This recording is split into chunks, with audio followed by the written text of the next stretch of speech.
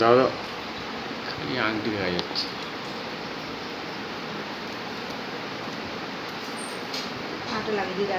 না করবে নিজেটা আমার, আমি তো করে দেবো না কারো কাজ। দিয়ে দিয়ে দে, খোঁজাচ্ছিস কিসের জন্য? প্রসাদ না হয় তাহলে দিয়ে দে, তাহলে দিয়ে দে, খোঁজাখুঁজি করো কিসের জন্য? কি হয়ে যাবে? ঠাকুর কি বছর দুই গেলে দিয়ে দেবো, আর থাকতে পারছি না, অনেক হয়ে গেছে।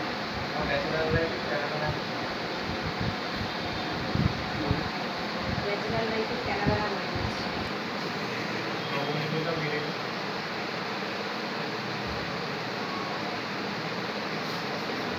এত গরম পড়ছে দুদিন ধরে না, ভাল লাগবে না ছাতা।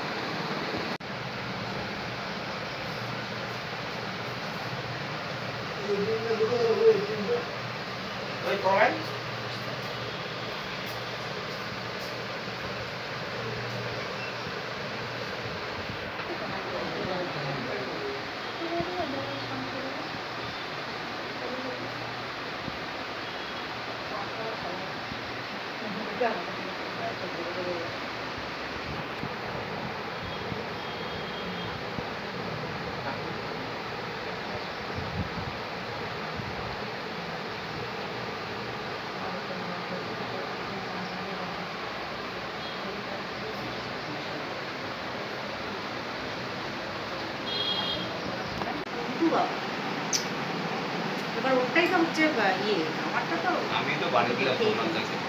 হ্যাঁ, সোনাদাকে তো আমি বাড়িয়ে দিলাম। ও এক বছর ধরে অনেক কষ্ট করে একটু একটু করে বানিয়েছে। আমি তো বানিয়ে দিলাম সোনাদাকে। তুমি আমাকে দিতে পারবাই না, আঙুলের ভাবে টুকিয়ে করে দিলে লাভ নেই।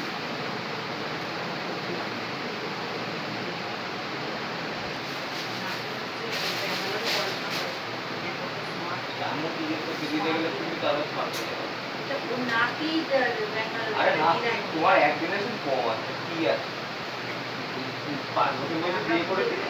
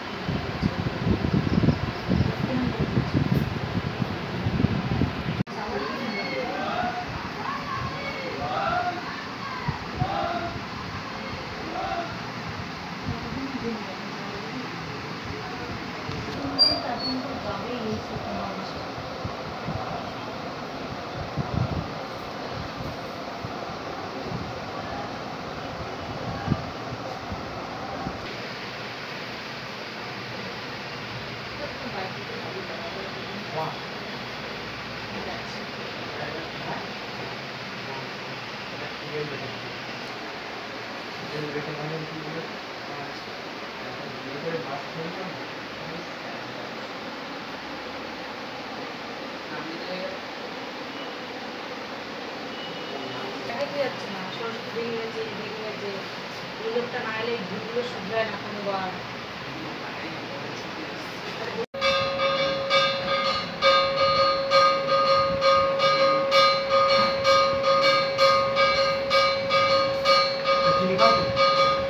অল্প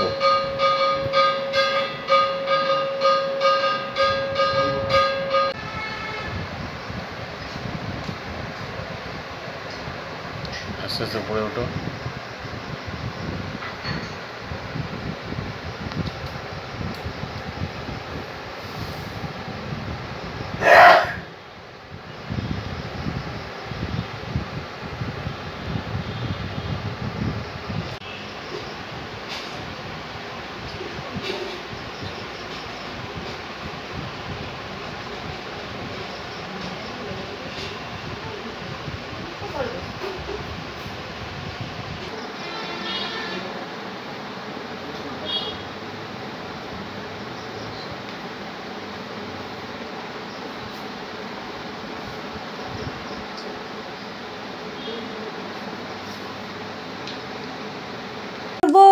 করেছি তার অনেকগুলো কারণ আছে। প্রথম কথা, পেনটাকে যেমন দুরকমভাবে আমি এই চিন্তাটা করে কাজটা করেছি। একটা পেন যেমন আমাদের অনেকে ভাবে যে পড়াশোনার সাথে যুক্ত, কিন্তু না, আমাদের পেনটা একদম জন্ম থেকে মৃত্যু পর্যন্ত কাজে লাগে। আমার মনে হয় এতটাই প্রয়োজনীয়। তার গুরুত্বটাকে বোঝাতে চেয়েছি। যেমন আপনি জন্মানোর সময় আপনার বার্থ সার্টিফিকেটটা যেমন পেন দিয়ে লেখা শুরু হয় এবং জীবনে এগোতে এগোতে প্রত্যেকটা পদে পেন লাগে, এবং আপনি যখন চলে যাবেন তখনও আপনার শেষ ইয়েটাও আপনার পেন দিয়েই লেখা হয়। এটা একটা দিক ছিল। আর একটা বড় দিক, যেটা চারিদিকে এখন আমরা সবাই বিচার চাইছি, মৌমিতা দেবনাথের জন্য যে বিচারটা আমরা চাইছি। এবার আমি তো খুব সাধারণ একজন মানুষ, সাধারণ গৃহবধূ, আমার কিছুই করার ক্ষমতা নেই। আমি আমার মতো করে বিচার চাওয়ার জন্য এইটাও একটা কাজে লাগিয়েছি। যেমন পেনটা দিয়ে আমি অসুরকেও যেমন সাজিয়েছি, কারণ শিক্ষিত অসুরে ভরে গেছে আমাদের দেশটা, এবং কতটা সুরক্ষিত আমরা মেয়েরা এখনও বুঝতে পারি না, এত এই আধুনিক সমাজে এসেও 2024 সালেও মেয়েদের এখনও মনে হয় না তারা সুরক্ষিত। সেই হিসাবে অসুরটাকে সাজিয়েছি পেন দিয়ে, এবং মায়ের হাতে পেন দিয়েছি। মানে শিক্ষিত সমাজটাই যেন এখন বড্ড বেশি অসুরে পরিণত হয়েছে। এবং এই বিচারটার পেছনেও এই যে মেয়েটা চলে গেল এত অকালে, এত একটা গুণী মানুষ চলে গেলেন, তাও তার পেছনেও শিক্ষিত মানুষদেরই হাত আছে। এবং সেই বিচার চাইতেই মায়ের হাতেও আমি কলম দিয়েছি, ত্রিশূলটাও কলম, এবং অসুরটাকেও আমি কলম দিয়ে সাজিয়েছি।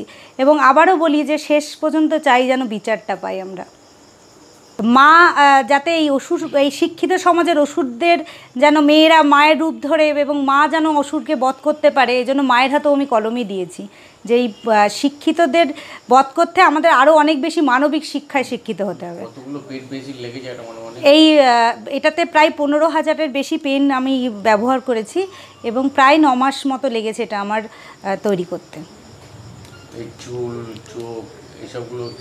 সব পেন, মায়ের চুল থেকে শুরু করে গয়না, মায়ের চোখ, চুল, অসুরের গায়ের জামা কাপড়, সমস্ত কিছু আমি পুরো পেনটা দিয়েই সাজাতে চেয়েছি। ওই একটাই কারণ আমার মাথার মধ্যে বারবার এসেছে। আগে যেমন ওইটা নিয়ে পেনটা শুরু করেছিলাম, যে পেন আমাদের সব সময় থাকে, মানে আমাদের জীবনের সাথে জড়িত। পরে যখন এই ঘটনাটা ঘটলো তখন ভেবেছিলাম, তখন আমি আরও অসুরকে আরও বেশি করে পেন দিয়ে সাজানোর চেষ্টা করলাম, যাতে মনে হলো মানে এই সমাজে শিক্ষিত অসুরে ভরে গেছে, তাকেই মা যেন বধ করতে পারে। আপনার নাম? আমার নাম পাপিয়া কর।